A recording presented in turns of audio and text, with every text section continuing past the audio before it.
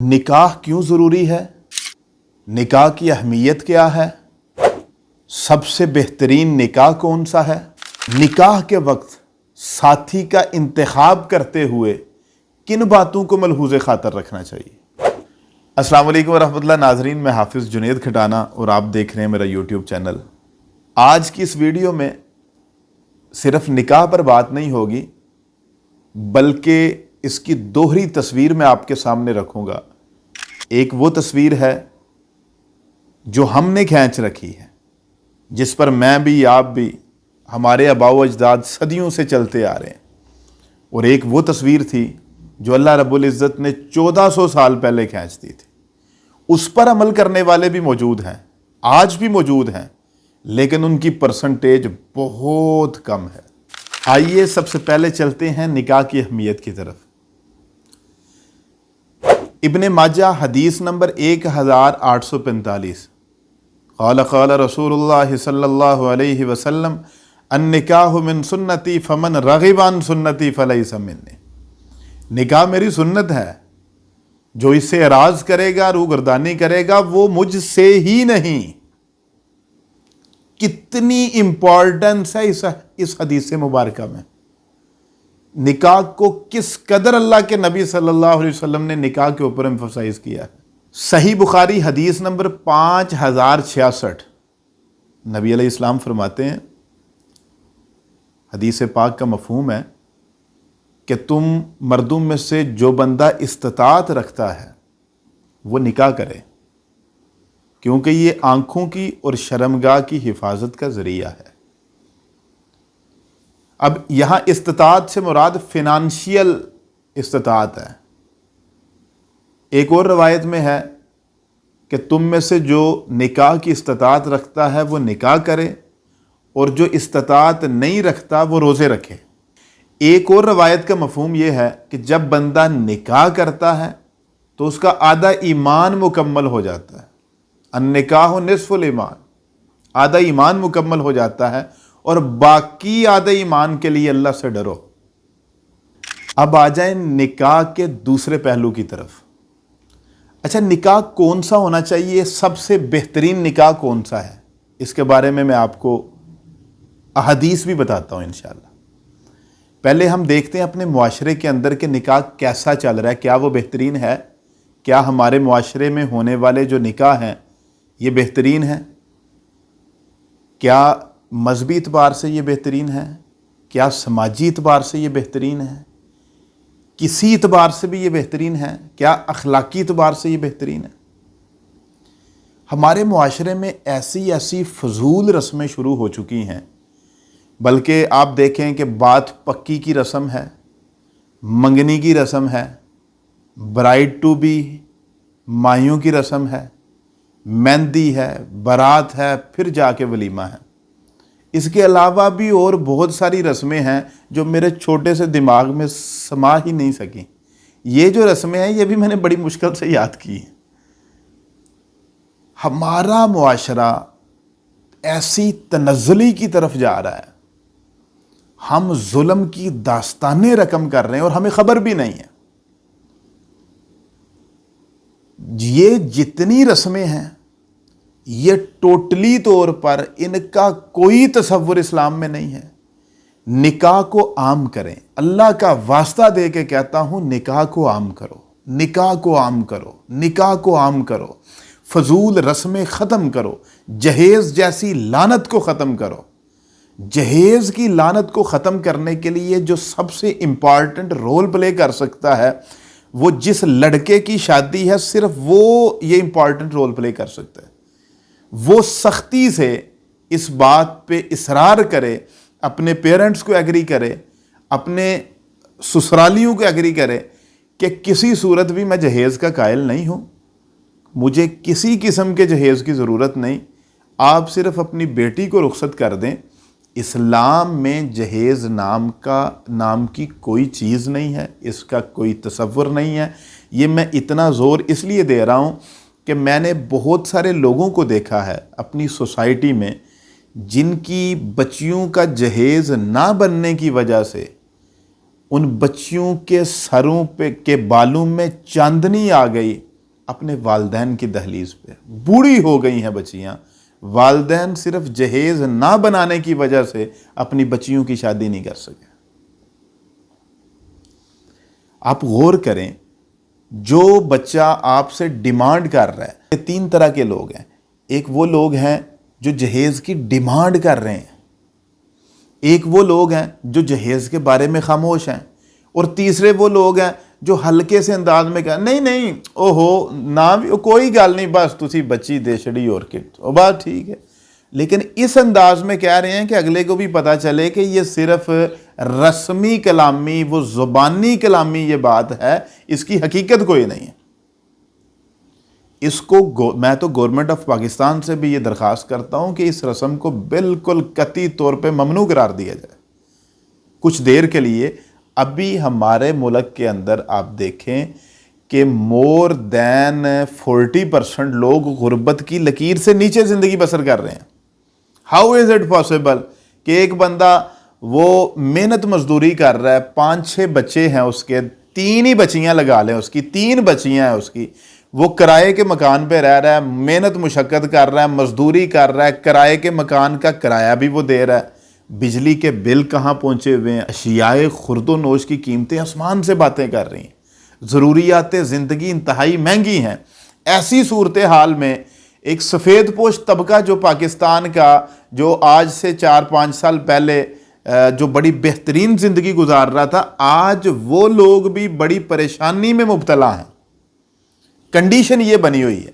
ایسی صورتحال میں گورنمنٹ آف پاکستان کو بین کرنا چاہیے کہ کوئی بندہ جہیز دے ہی نہ سکے، بالکل قطعاً نہ دے کچھ دیر کے لیے، جب تک ہمارے ملک کے لوگوں کے حالات بہتر نہیں ہو جاتے۔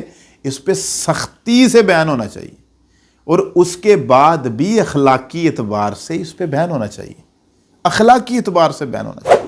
اب میں ان لڑکوں کو مخاطب کرنے جا رہا ہوں جن کا نکاح ابھی ہونے جا رہا ہے یا کچھ عرصے کے بعد ہوگا۔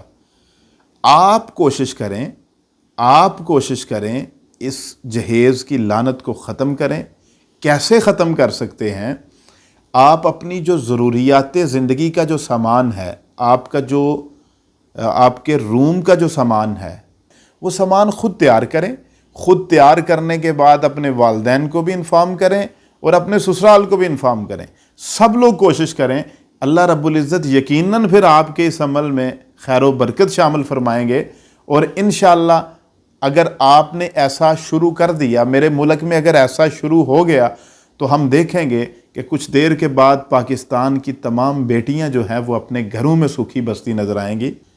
نکاح عام کریں، اپنا سامان خود تیار کریں، اور بڑا مختصر سا نکاح کریں۔ نکاح کے لیے ضروری نہیں ہے کہ چاچے کے وہ جو سسرال ہیں، ان کی جو بیٹیاں ہیں، ان بیٹیوں کے آگے جو خاوند ہیں، ان کے جو بہنوئی ہیں، ان کو بھی آپ نے انوائٹ کرنا ہے، ورنہ معاشرے کیڑا منہ دساں گے، اسی خوشی تے بلایا نہیں۔ اللہ اکبر۔ مجھے یہاں پہ واقعہ یاد آ گیا عبد الرحمن ابن عوف رضی اللہ عنہ۔ عبد الرحمن ابن عوف 10 مبشرہ میں شامل ہیں۔ رحمت مجسم صلی اللہ علیہ وسلم نے بارہا جنت کی بشارت دی، قریبی ساتھی، اور یہ وہ لوگ تھے جو پریکٹیکلی مسلم تھے۔ فدا کا امی وابی یا رسول اللہ، یا رسول اللہ میرے ماں باپ تہاڈیاں جتیاں تو قربان۔ یہ ان کا صرف زبانی کلامی نہیں ہوتا تھا، پورا وجود جو ہے نبی علیہ السلام کی محبت سے لبریز ہوتا تھا۔ ایک صحابی رسول ہیں، ان کو سولی پہ لٹکا دیا گیا، اور وہاں کہا گیا اچھا ہون تے تیرا دل کردہ ہوئے گا کہ تیری جگہ تیرے نبی ہوں دے۔ انہوں نے غضب ناک انداز میں تڑپ اٹھے، فرمایا ارے بدبخت، تو نے یہ کیسے سوچ لیا؟ اور میں 1000 مرتبہ بھی سولی پہ لٹکا دیا جاؤں، مجھے یہ قبول ہے، اور میرے پیغمبر کے پاؤں میں کانٹا چبھے، اللہ کی قسم مجھے وہ قبول نہیں ہے۔ یہ محبت تھی صحابہ کی۔ عبد الرحمن ابن عوف رضی اللہ عنہ کے حوالے سے انس بن مالک رضی اللہ عنہ روایت کرتے ہیں، کہتے ہیں کہ نبی علیہ السلام نے ان کے ہاتھوں پہ وہ زردی دیکھی جو زعفران کی وجہ سے ان کا کلر ہو چکا تھا، تو نبی علیہ السلام نے پوچھا یہ کیا ہے؟ عرض کی یا رسول اللہ صلی اللہ علیہ وسلم، میں نے سونے کی ایک ڈلی حق مہر کے عوض نکاح کیا ہے۔ آپ صلی اللہ علیہ وسلم نے فرمایا پھر ولیمہ کرو، خواہ ایک بکری کا ہی کیوں نہ ہو۔ اب یہاں پہ بات نوٹ کرنے والی ہے کہ نبی علیہ الصلاۃ والسلام موجود ہیں اور صحابہ جان قربان کرنے والے تھے، لیکن نبی علیہ السلام کی تعلیمات کیا تھیں کہ عبد الرحمن ابن عوف رضی اللہ عنہ نے نکاح کیا، برات میں نبی علیہ السلام کو بھی انوائٹ نہیں کیا۔ ذرا نوٹ کریں اس بات کو کہ نبی علیہ الصلاۃ والسلام سے بڑھ کے کون تھا، ایک پوائنٹ یہ ہے۔ دوسرا پوائنٹ یہ ہے کہ نبی علیہ السلام کی تعلیمات میں برات شامل ہی نہیں ہے۔ نکاح کر لیا، ولیمے میں ڈیفینیٹلی نبی علیہ السلام کو انوائٹ کرنا ہی کرنا ہے، اور بڑا مختصر سا ولیمہ کرتے تھے صحابہ کرام رضوان اللہ علیہم اجمعین، اور یہی طریقہ ہے، یہی اسلام کا میتھڈ ہے، اسلام یہی سکھلاتا ہے۔ لڑکوں سے میری یہ درخواست ہے کہ بہترین نکاح وہ ہے جو عبد الرحمن ابن عوف نے کیا تھا۔ روایات کا مفہوم بنتا ہے کہ بہترین نکاح وہ ہے، سب سے افضل نکاح وہ ہے جس میں کم سے کم خرچہ ہو، کم سے کم خرچہ ہو، یہ بہترین نکاح ہے۔ یہ میری جو ہے میری ریکویسٹ جوانوں سے ہے، اور میری ریکویسٹ اپنی بہنوں سے بھی ہے کہ میری بہنیں، یہ پاکستانی میڈیا نے آپ کا جو دماغ خراب کر دیا ہے، خدا را آپ خیالی دنیا سے حقیقی دنیا کی طرف تشریف لائیں۔ ایک بیٹی جو اپنے باپ کے گھر رہتی ہے، اپنے والدین اس کی تعلیم و تربیت کرتے ہیں، 25 سال وہ باپ کے گھر رہتی ہے، باپ 55 سال کی عمر کو پہنچ جاتا ہے، عموماً سوسائٹی میں ایسا ہی ہے، 50 سے 55 سال کی عمر میں آپ کا باپ 50 سے 55 سال کی عمر میں محنت کر کے، مشقت کر کے آپ کو جو فیسلٹیز نہیں دے سکا، آپ وہ 25 سالہ خاوند سے کیسے ڈیمانڈ کر سکتی ہیں؟ خدا را اپنی سوچ کو بھی بدلیں۔ چادر چار دیواری کا تحفظ ہے، آپ انتہائی نیک نیتی کے ساتھ ایک نئے رشتے میں آئیں، اللہ رب العزت سے خیر و برکت مانگیں، صبح و شام اللہ کی حمد و ثنا میں مشغول رہیں، نئی زندگی شروع کریں، ارادہ کریں، اللہ سے دعا کریں، حالات بہتر ہو جائیں گے انشاءاللہ۔ نکاح جو ہے یہ فنانشیلی بھی انسان کو سٹیبل کرتا ہے، روایات کا مفہوم یہ ہے کہ فنانشیل سٹیبلٹی بھی ملتی ہے نکاح سے۔ اس کے ساتھ ساتھ میں اپنی سوسائٹی سے یہ بھی درخواست کرتا ہوں، خدا را بیواؤں کے حوالے سے بھی سوچیں، بیواؤں سے بھی نکاح کریں، بیواؤں کو ایسے نہ چھوڑیں۔ متعلقہ جو ہماری بہنیں ہیں، جو ہماری بیٹیاں ہیں، متعلقہ ہیں، چھوٹی عمر میں طلاق ہو گئی، بڑی درمیانی عمر میں طلاق ہو گئی، اللہ کا واسطہ ہے ان کے ساتھ بھی نکاح کی طرف کوشش کریں، دوست کوشش کریں۔ جو لوگ نکاح کرنے کی خواہش رکھتے ہیں، استطاعت رکھتے ہیں، فی الفور نکاح کریں، اور اپنی یہ جو برادریوں کی رسمیں ہیں ان بتوں کو بھی توڑ ڈالیں۔ اب آئیں نکاح کے تیسرے پہلو کی طرف، نکاح کس سے کرنا چاہیے اور کیوں کرنا چاہیے، کس چیز کو ملحوظ خاطر رکھنا چاہیے۔ کسی بھی بات کا آنسر دیکھنا ہے، یا کتاب اللہ میں دیکھیں یا حدیث رسول میں دیکھیں۔ صحیح بخاری حدیث نمبر 5090 اور صحیح مسلم میں یہی حدیث ہے 1466 نمبر پہ۔ نبی علیہ الصلوۃ والسلام کی حدیث مبارکہ کا مفہوم ہے کہ کسی بھی عورت سے نکاح 4 باتوں کی وجہ سے کیا جاتا ہے۔ نمبر 1 مال کی وجہ سے، پھر اس کے بعد حسب نسب کی وجہ سے، پھر حسن کی وجہ سے، اور پھر اس کے دین کی وجہ سے۔ اور نبی علیہ الصلوۃ والسلام نے فرمایا، حدیث پاک کا مفہوم یہ ہے کہ دین کی وجہ سے نکاح کرو، دیندار لوگوں میں نکاح کرو، دیندار لوگوں میں اپنے بچوں کے رشتے کرو۔ تم دیندار عورت کو ترجیح دو، تمہارے ہاتھ خاک آلود نہ ہو۔ یہ نبی علیہ الصلوۃ والسلام کا حکم ہے، یہ نبی علیہ الصلوۃ والسلام کی نصیحت ہے۔ آپ اس کا رزلٹ دیکھیں، حضرت عمر فاروق رضی اللہ عنہ کے دور میں وہ رات کی تاریکی میں جب ایک بچی کہہ رہی تھی ماں کو کہ ماں دودھ میں پانی نہ ملانا، حضرت عمر گشت فرما رہے تھے، تو ماں کہہ رہی ہے کیوں نہیں ملانا؟ امیر المومنین نے منع کیا ہے. ماں کہتی ہے کہ امیر المومنین کون سا دیکھ رہا ہے؟ تو بیٹی کہتی ہے ماں امیر المومنین تو نہیں دیکھ رہا لیکن اللہ تو دیکھ رہا ہے. عمر فاروق رضی اللہ عنہ باہر جو ہے نا یہ سارا ماجرا سن رہے ہیں اور صبح اس کی ماں سے اپنے بیٹے کے لیے اس بیٹی کا رشتہ مانگ لیا. پھر تاریخ گواہ ہے کہ اسی کی نسل میں سے عمر بن عبدالعزیز پیدا ہوا.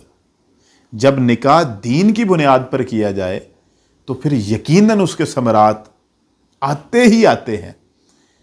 اللہ رب العزت سے دعا ہے اللہ پاک ہمیں ہمارے معاشرے کی اصلاح کا ذریعہ بنائے. اللہ پاک ہمیں ہمارے معاشرے کی اصلاح کا ذریعہ بنائے. اللہ رب العزت سے دعا ہے اللہ آپ کو ایمان اور صحت کی بہترین حالت پہ رکھے. بہت شکریہ ناظرین. دعاؤں کا طالب حافظ جنید. فی امان اللہ. والسلام.